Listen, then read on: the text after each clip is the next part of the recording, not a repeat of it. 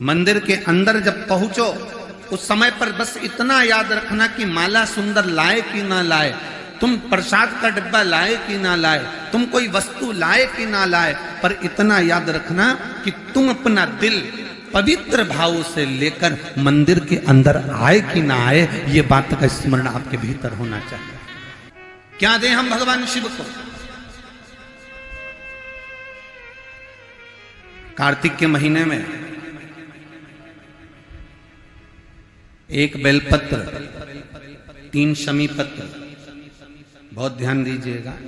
कार्तिक के महीने में एक बेलपत्र, 3 शमी पत्र।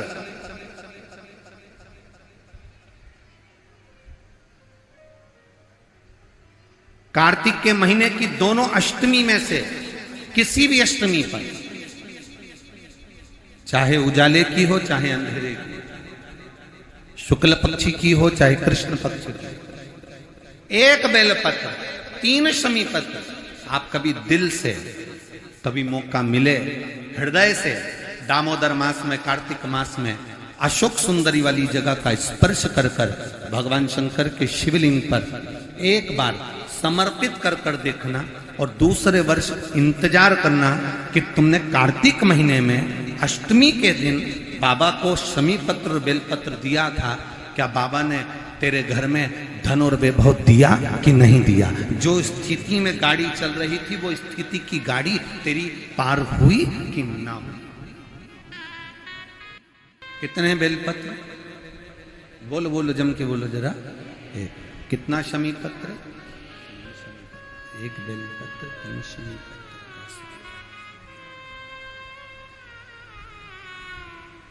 कभी स्मरण में लाइएगा।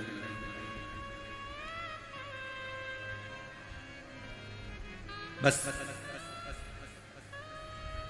ये जो कार्तिक महीने में दामोदर मास में आप एक बेलपत्र, 3 शमी पत्र अष्टमी के दिन, चाहे शुक्ल पक्ष की हो चाहे कृष्ण पक्ष की हो, ये दोनों अष्टमी में से किसी भी अष्टमी को जब आप समर्पित करें तो चंपेश्वर महादेव का नाम लेकर, कौन से महादेव? जम के बोलो जरा, सबकी आवाज आना चाहिए। चंपेश्वर महादेव, केवल चंपेश्वर महादेव का नाम लेकर आप अशोक सुंदरी का स्पर्श कराकर शंकर भगवान के शिवलिंग पर समर्पित करें। अशोक सुंदरी तो मालूम है ना सबको? जैसे ये शिवलिंग, ये जलाधारी, ये बीच में से जो 2 लाइन गई, गणेश, कार्तिकेय, और बीच में एक लाइन जाती है मोटी सी शिवलिंग के सम्मुख में, उसको अशोक सुंदरी का स्थान कहा था। शंकर भगवान के ऊपर जो जल की जलाधारी लगती है, जिसमें से बूंद बूंद पानी गिरता है, वो भगवान शंकर की 5 बेटियां हैं जो ऊपर कलश के रूप में रखी रहती हैं, जिसमें से बूंद बूंद जल नीचे गिरता है। जया, विषहरा, शामली बारी, दौतली, देव, शिव जी की 5 बेटी। शंकर भगवान की 6ठी बेटी अशोक सुंदरी बीच में।